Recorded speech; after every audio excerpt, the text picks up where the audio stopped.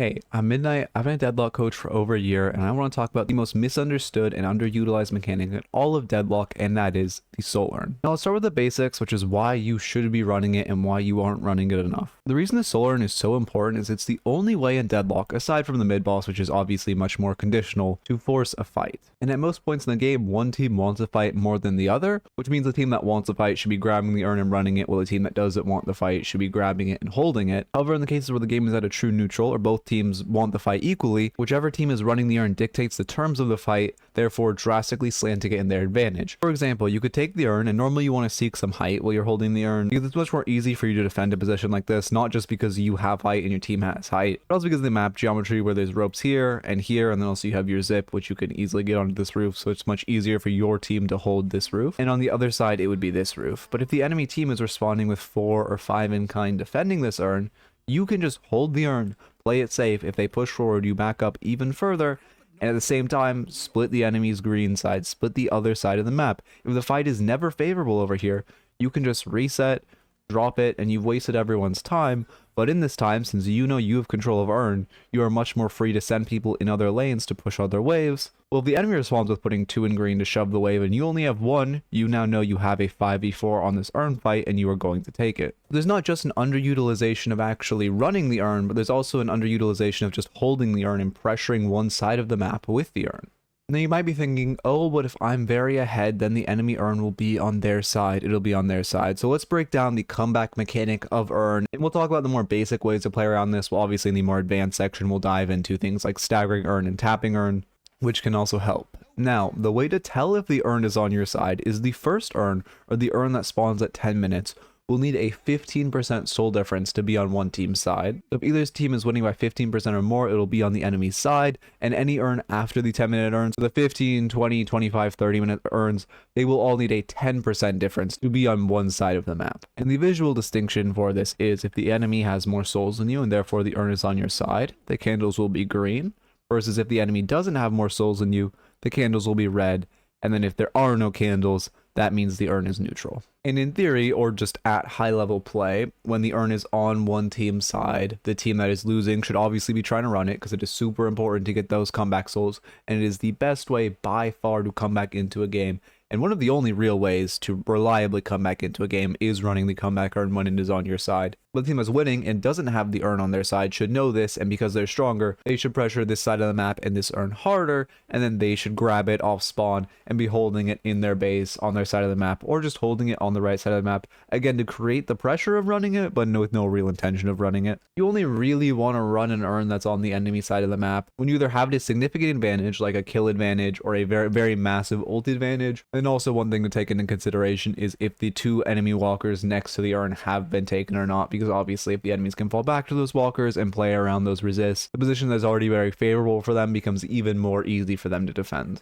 And when knowing which side of the map you should pressure, or which side you should generally put more players on, because it's the side of the map that urn is going to be spawning on, at every 5-minute interval, the urn spawns on green, obviously aside from the first 5 minutes, and then at every 10-minute interval, the urn spawns on yellow, unless the urn has been staggered, which I will get more into later. Now, another great reason to run the urn is when you have a small advantage, like a 1 kill advantage, or you have a major ult advantage. For example, you guys all have your ults online, they just wasted their team fight Lash ult, their team fight Warden ult, their team fight Pocket ult, any of these major fight swinging ults, and we now have a big ult advantage. Okay, we know the only easy way to force a fight in this game, and a fight that is neutral, is urn. Now that we have this ult advantage, now that we have this small player advantage, again, not enough of a player advantage to do mid-boss, but enough that we still want to use this advantage, let's run urn, let's use this pressure and this advantage. And also in a more advanced state, you can also take into consideration factors like if you have a lot of wave pressure, if you have all the enemies' waves shoving into objectives and you can run it across the map quickly,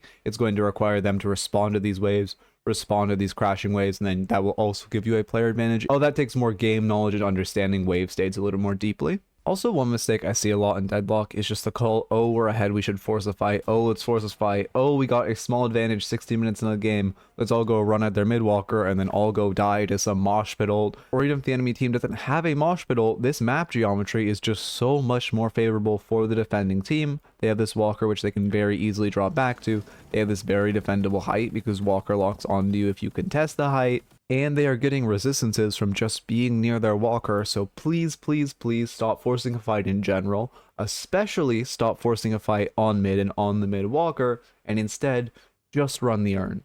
And then one final note in the basic section of this guide is that you should always, always, always run Urn after you do mid-boss. There are very few contexts where you don't want to run Urn after you do mid-boss, because if it's a neutral Urn, 9 times out of 10 the enemies won't contest you, and if they do, it is an amazing fight for you, and they are just giving you essentially a free fight, and then after you run Urn you can take their base. Or they aren't going to contest, and you get plus however many souls the Urn currently is, which is this number above it.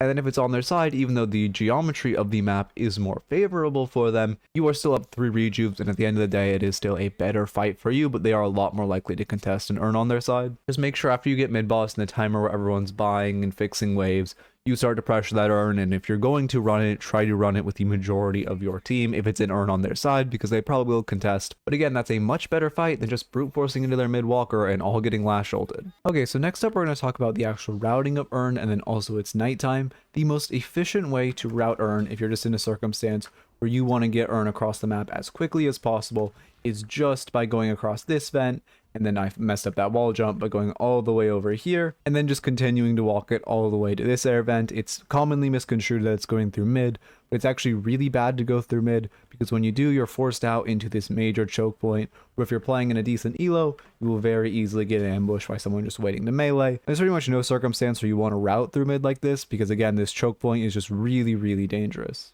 However, if you're not trying to route as efficiently as possible, and in a lot more circumstances, you're just going to want to route a lot more safely. There's obviously a lot of iterations of this route, but just staying on your side of the map, keeping safe is really all there is to it. If they push you, you can back off. This does kind of depend on where the enemies are and where they have presence. But just keep in mind, you know, if the enemies aren't very aggressive mid, you could route this slightly more aggressively through mid. Say they're pushing you, wanting to fight Urn here, you could take it up to the rooftops. Again, the goal is really to end up on this roof or on the other roof I showed before. It's not really much more complicated than that. You come up here and then you have a lot of mobility or versatility with how you want to play this Urn and how you want to run it. One more thing to note when you're running the Urn is that while you're caching, you can double jump to stay caching. And if you want to get really creative, you can work in a wall bounce, although at that point, you are very close to the height ceilings. You have to let yourself fall a bit from the double jump. This is a good way of dodging melees. The counter to this, if the enemy is double jumping, is just if you look up as you melee, you will still hit them, although if you're in a lower elo, people won't really know to do that. And this tech is still pretty useful even when people know how to counterplay it, because for example, if Doorman has a door set up on the Urn cache, you can very easily just double jump his cart, but just walking up, and then when you see him open door, just double jumping is a great way to cache and avoid that very annoying cart play on the drop-off zone. And then finally, as for who should carry Urn, it should generally be your support, because them being out of the fight and silenced is good, and since the enemy team always knows where they are, if they happen to get jumped to initiate the fight, it's a lot better to have your support caught out than your hard carry. Also, one thing to note is whoever caches the Urn gets, I think, 25% individual bonus souls versus the whole net split 6 ways between your team. And then also they get 1 ability point, which you would need to run 2 Urns to fully max all of your abilities. So if you have a character that really wants those key abilities or that AP early. However, in cases where you're really looking for a fight around Urn, it can be good to not have someone like Dynamo run it, because their ult, super valuable for a team fight. If Holiday wants to look for a Lauza to initiate, you can kind of shuffle the Urn for that. And then one more thing to mention with Urn is it will still cache while you're in Dynamo too. So if you're a Dynamo player or you're playing with the Dynamo, there's another reason why you wouldn't want Dynamo to be the one caching, but if you're just walking up and you cache Urn, your Dynamo's with you, you can just 2 and you deposit it for completely free. And then finally, we're going to get into 2 more advanced mechanics, but they really aren't that complex. It's tapping and staggering Urn. Tapping is very simple. You literally just pick up Urn, and then you drop it, and it locks in Urn in whatever state it's in. So if you guys are winning by 8%, and you know, hey, we're about to push our lead to a 10% lead, if I just pick up Urn and then drop it, it locks it as neutral. So if you end up getting that lead where Urn would be on your side because you get a big soul advantage, it remains neutral. So if you're ever next to Urn when it's about to be on the enemy's side, it is super useful to just pick it up and drop it. And it's as simple as that. You just drop it, Urn isn't on their side. The one downside of this is then if they got a super big lead, complete swing of the coin, Urn would be on your side, but that is an extremely rare case. Now, staggering is if you hold the Urn when the timer hits 25 minutes, 30 minutes, whatever where the Urn would normally swap, and then you drop it, the Urn doesn't swap. It's super useful in tandem with tapping Urn, because if you locked in Urn as neutral and you guys got a huge lead, you can just pick up Urn, not let it reset, and drop it so it doesn't reset and become on their side. Or you can time it so you pick up Urn with like 20 seconds left, and then you run Urn across the map.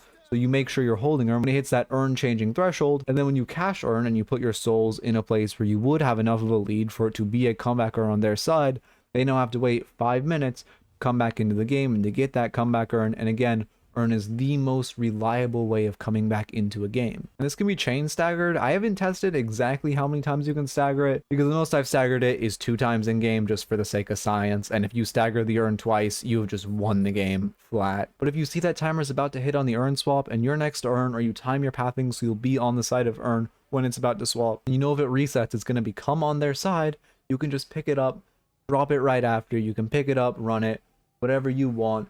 So you deny them that comeback Urn, because that is super, super huge. And if you're winning, staggering the enemy's Urns is great in general, even if it's an Urn on their side. You time it so you run the Urn at 24:30 and you run the Urn on their side. And hey, if they get it, they are now down 5 minutes where they don't get another comeback Urn, assuming the gap is pretty significant. Or you get it, and again, they are now down 5 more minutes where they don't have a comeback Urn. And if you get that Urn, and you're already up enough where you can take an Urn on their side, you're probably already up like 20%. You cash that Urn, it's 25. That game is basically over. And your act of making sure to run Urn after the last possible second has completely shut out any opportunity they had to get back into the game. Okay, so that's my Urn guide. I probably missed something, so comment it down below. I will leave a pinned comment of any other big notes or important things or anything I missed. If you liked the video, you know what to do. I have a ton of other guides if you want to watch any of my other guides. I also have entirely free coaching on streams. If you want to watch any of my other coaching content or join the Discord to get coached and get entirely for free on stream, I'm happy to coach you. If you like the video, you know what to do, and I hope you enjoy.